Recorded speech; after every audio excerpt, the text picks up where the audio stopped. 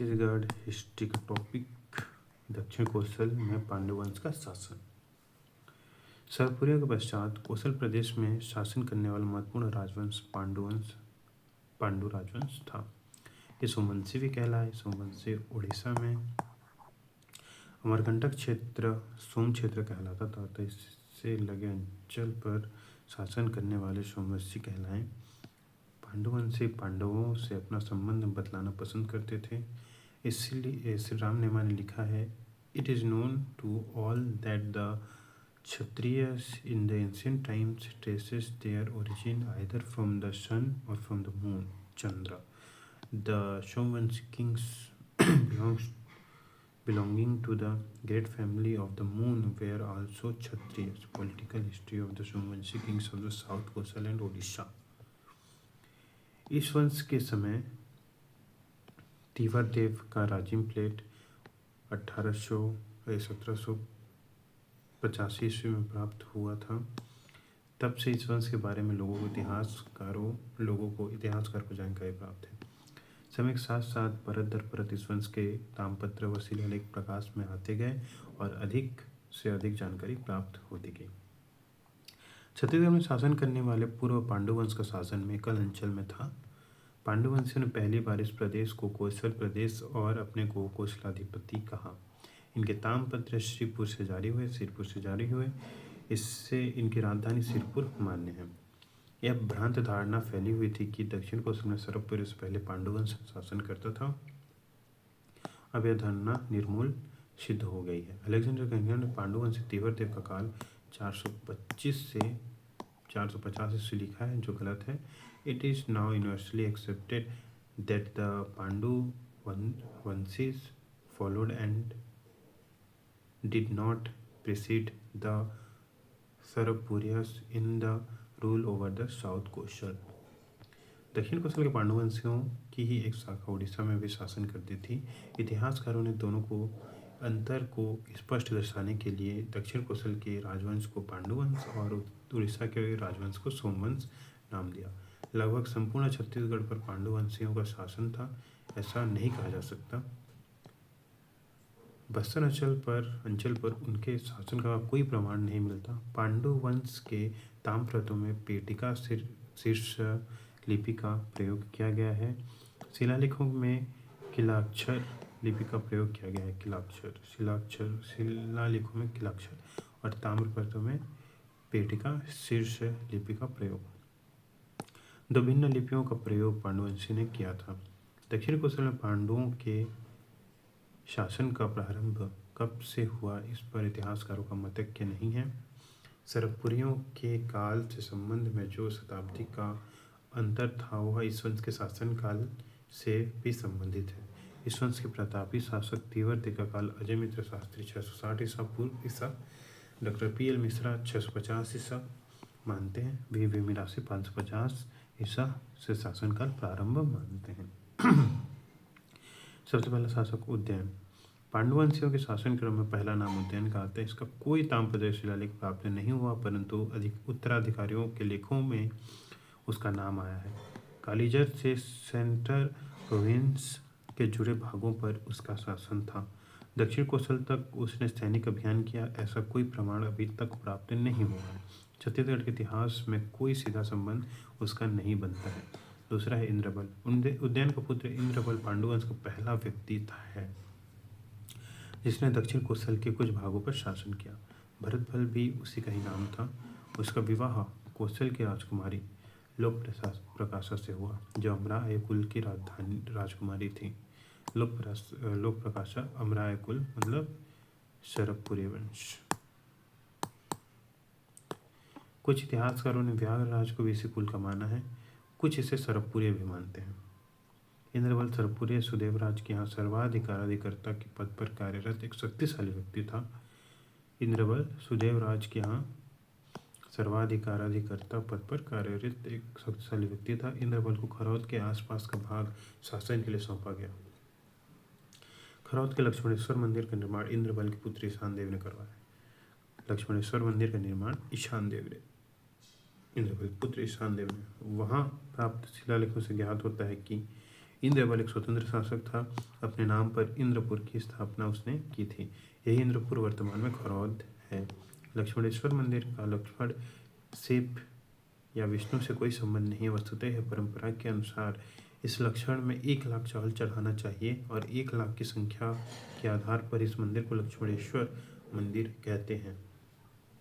इतिहासकार DC सरकार ने लिखा है, चूंकि इंद्रबल अपने पिता उदयन का राज्य प्राप्त नहीं कर सका, इसलिए वह कौशल आया तथा सुदेव राज के यहाँ चाकरी कर ली। धीरे धीरे वह शक्तिशाली हो गया तथा सुदेव राज के पश्चात प्रवर राज को हटाकर गद्दी पर आसीन हो गया। डॉक्टर श्यामकुमार पांडे के अनुसार व्याघ्रराज के अभिलेखों से ज्ञात होता है कि सरपुरी राजवंश अमराय कुल ही था। इस प्रकार सुदेव राज तथा लोक प्रकाशा राजकुमारी एक ही कुल के थे। स्वाभाविक है कि इंद्रबल लोक प्रकाश का पौत्र था। इस नाते सुदेव राज के दरबार में उसे अच्छी नौकरी या यूं कहे मुख्यमंत्री के पद पर, महामंत्री के पद पर नियुक्ति प्राप्त हो गई। पूर्वी कौशल पर नजर रखने के लिए महानदी के तट पर खरौद के क्षेत्र में उसने इंद्रपुर नामक नगर की स्थापना की, जो इस विषय का प्रमुख केंद्र था। सुदेव राज की मृत्यु के बाद सरभपुर पर शूरबल के राज्य की स्थापना हुई। प्रवर राज तथा शूरबल का आपस में युद्ध हुआ। प्रवर राज तथा शूरबल का आपस में युद्ध हुआ, जिसमें इंद्रबल के चाचा शूरबल का साथ दिया। इंद्रबल के चाचा शूरबल का साथ दिया और प्रवर राज को पराजित कर दक्षिण कौशल पर अधिकार स्थापित कर लिया। कहते हैं कि इतिहास अपने को दोहराता है, समय व कर्ता में बदलाव आता है, घटना वही रहती है। सर्वराज ने अपने स्वामी वाकटकों के साथ जो किया, उसकी पारिवारिक कलह का लाभ उठाकर स्वतंत्र शासक बन बैठा। वैसा ही इंद्रबल ने सरभपुरियों के साथ किया। सरभपुरियों का विश्वास पात्र बनकर उच्चतम पद प्राप्त किया और सरभपुरी वंश के ही शासकों को परास्त कर पांडु वंश का शासन दक्षिण कौशल में स्थापित किया। तीसरा शासक है नंददेव प्रथम। इंद्रबल के पश्चात कौन उत्तराधिकारी हुआ, इस पर मतज्ञ नहीं है, प्रमाण नहीं है, तर्क है। नंददेव प्रथम इंद्रबल का छोटा भाई था।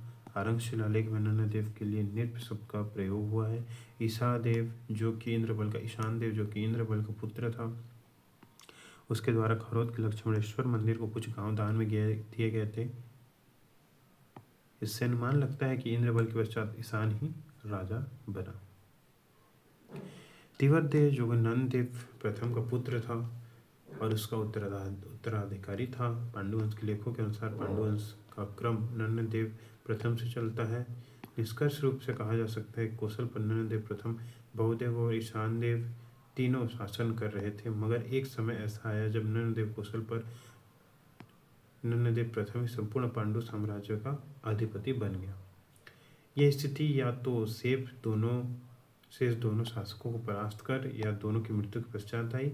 निश्चित रूप से ऐसा नहीं कहा जा सकता।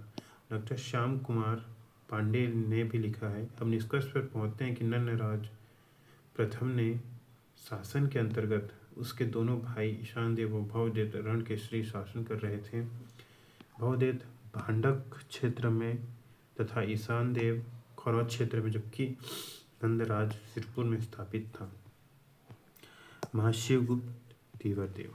नंदराज प्रथम के पश्चात उसका पुत्र तीवरदेव गद्दी पर बैठा। 3 ताम्रपत्रों द्वारा उसने अपने शासनकाल की पुष्टि की। महाशिव तीवर के रूप में उसका वर्णन ताम्रपत्रों में हुआ है, जबकि मुद्रा में तीवरदेव लिखा हुआ है। तीवर या तीवरदेव उसके नाम थे और महाशिव उसकी शाही उपाधि थी। अभिषेक के पश्चात जोड़ी गई पांडुवंशियों ने नाम के पूर्व महा लगाने की परंपरा सरभपुरियों से ली थी। तीवरदेव से यह प्रारंभ हुआ। राजधिराज या अधिराज की उपाधि नंददेव की थी। इससे स्पष्ट होता है कि तीवरदेव संप्रभु था, उसका कोई स्वामी नहीं था। राजा की मुद्रा में उसे कौशलाधिपति के रूप में प्रस्तुत किया। इंद्रबल ने के काल में जो छोटा सा भाग पांडुवंशियों के अधिकार में आया था, वह तीवरदेव के काल में पूर्णतः को प्राप्त कर चुका था। कौशल क्षेत्र के अंतर्गत आने वाले छोटे बड़े प्रमुखों को उसने अधीनता स्वीकार कराई, न केवल दक्षिण कौशल वरन उससे लगे हुए उड़ीसा व अन्य भागों पर भी तीवरदेव ने सैन्य अभियान जारी किया। नंदराज द्वितीय के अड़भार ताम्रपत्र से ज्ञात होता है कि उसके पिता तीवरदेव ने कौशल संपूर्ण के अलावा उत्कल और अन्य प्रांतों पर शक्ति के बल पर विजय प्राप्त की थी। स्वभुज पराक्रम पराजिता सकल उत्कल आदि मंडल आधिपत्य प्राप्तल महात्मन्य। डॉक्टर अजय मित्र शास्त्री ने लिखा है, संदिग्ध रूप से पांडु नरेश तीव्रदेव अपने राजवंश का सर्वाधिक शक्तिशाली शासक था और कई सैन्य अभियानों से अपने को लगाया था। तीव्रदेव ने थोड़े समय के लिए ही सही मगर उड़ीसा के एक भाग पर शासन स्थापित किया। तीव्रदेव के पुत्र नंदराज द्वितीय उत्कल मंडल पर शासन करने का दावा नहीं करता। तीव्रदेव वैष्णव धर्म का अनुयायी था, परम वैष्णव के रूप में उसकी उपाधि थी। अपनी राजमुद्रा में भी गरुड़ उत्कीर्ण करवाया था। तीव्रदेव ने दक्षिण कौशल पर दृढ़ शासन व साम्राज्य स्थापित किया, जो चाँद भी उसके राजवंश के पास रहा। वी मिरासी अनुसार doctor V Mirashi place Tivaradeva a powerful ruler of the dynasty in the first half of the 6th century AD। इस बात को स्पष्ट करते हुए डॉक्टर शास्त्री तीव्रदेव के काल को 550 ईस्वी से 575 ईस्वी तक बताते हैं। डॉक्टर श्याम कुमार पांडे भी इसे सही मानते हैं। तीव्रदेव के बोंडा तामपत्र रायगढ़ जिले के बोंडा गांव में 1958 ईस्वी को प्राप्त में राजा का गौरवगान करते हुए उसे पंच महाशब्द की उपाधि प्राप्त शासकों द्वारा चरणों में लोटते पोटते बताया गया है। पंच महाशब्द से सम्मिलित महाप्रतिहार पिता, महासंधि विग्रह, महाशवशाला, महाभंडारगार, महासाधन भाग का बोध होता है। तीव्रदेव की एक पुत्री थी जिसका विवाह नन्नराज से हुआ था। संयोग है कि पुत्र और दामाद दोनों का नाम नन्नराज था। नन्नराज दामाद को तीव्रदेव ने पंच महाशब्द की उपाधि दी थी। तीव्रदेव विष्णु कुंडी माधव वर्मन प्रथम से युद्ध करते मारा गया था। तीव्रदेव विष्णु कुंडी माधव वर्मन प्रथम से युद्ध करते मारा गया था। माधव वर्मन प्रथम। नन्नराज द्वितीय। अड़भार ताम्रपत्र की प्राप्ति के पूर्व यह धारणा थी कि तीव्रदेव पुत्र विहीन था और उसकी मृत्यु के पश्चात उसका भाई चंद्रगुप्त पांडु वंश का उत्तराधिकारी हुआ। अड़भार ताम्रपत्र से ज्ञात होता है कि नन्नराज तीव्रदेव का पुत्र था और अपने दादा के नाम नन्नराज को अपनाने के कारण नन्नराज द्वितीय के रूप में जाना गया। डॉक्टर श्याम कुमार पांडे के अनुसार तीव्रदेव का एक पुत्र भी था जिसका नाम नन्नराज था। पितामह के नाम पर इसका नाम नन्नराज रखा गया तथा दोनों में भिन्नता प्रकट करने के लिए उन्हें प्रथम एवं द्वितीय कहा गया। अपने पिता तीव्रदेव के बारे में अड़भार ताम्रपत्र में अधिक विवरण दिया, अपने बारे में कम विवरण दिया है। वह भी शिव तीव्र का वैसा ही पुत्र था जैसा प्रद्युम्न कृष्ण का पुत्र था।